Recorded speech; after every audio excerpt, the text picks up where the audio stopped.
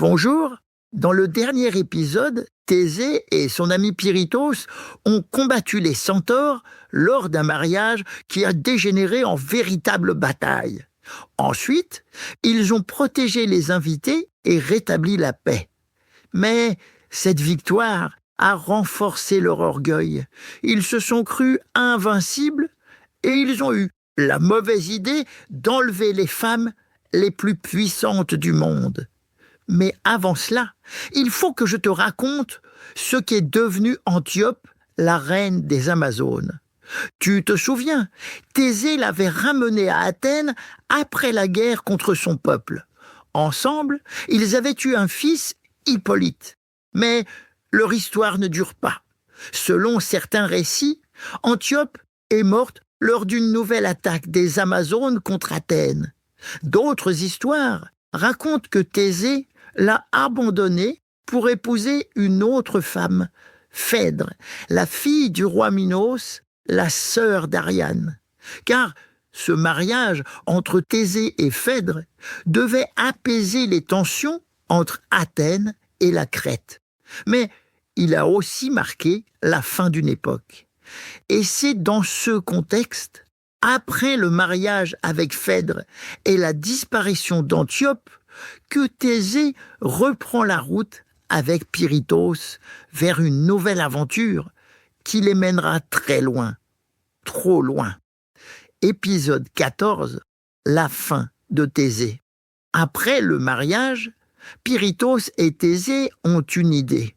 Chacun d'eux veut épouser une femme d'exception. Pirithos dit « Je veux Perséphone, la reine des enfers ». Et Thésée répond « Alors moi, je veux Hélène ». Il commence par enlever Hélène, encore très jeune à l'époque.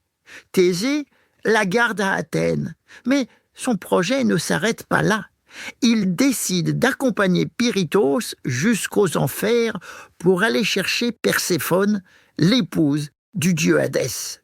Mais c'est une pure folie. Mais ils descendent quand même par une grotte sombre et pénètrent dans le royaume des morts. Là-bas, Hadès les attend.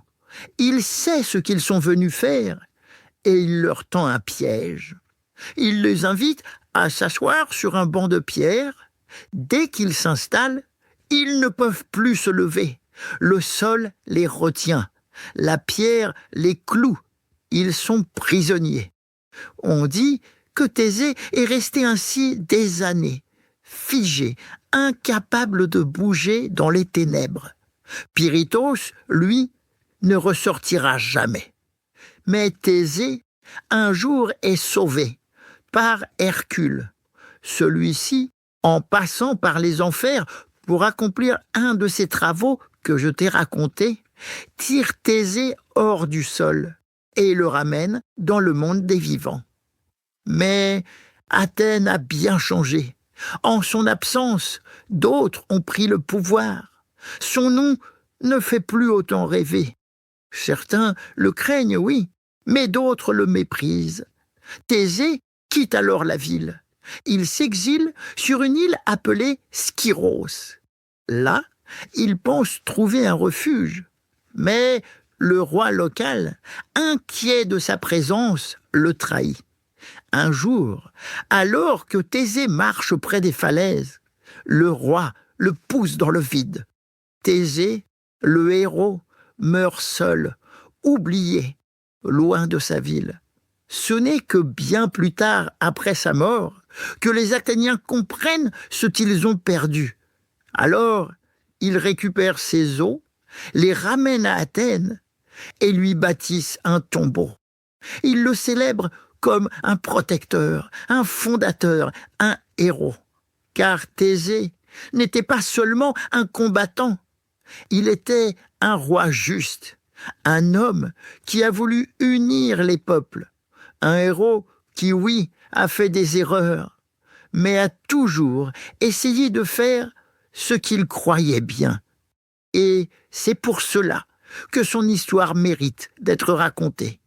Abonne-toi vite à mon podcast pour être sûr de ne rater aucune de nos prochaines histoires fabuleuses où je continuerai à te raconter les plus grands mythes et contes de notre monde.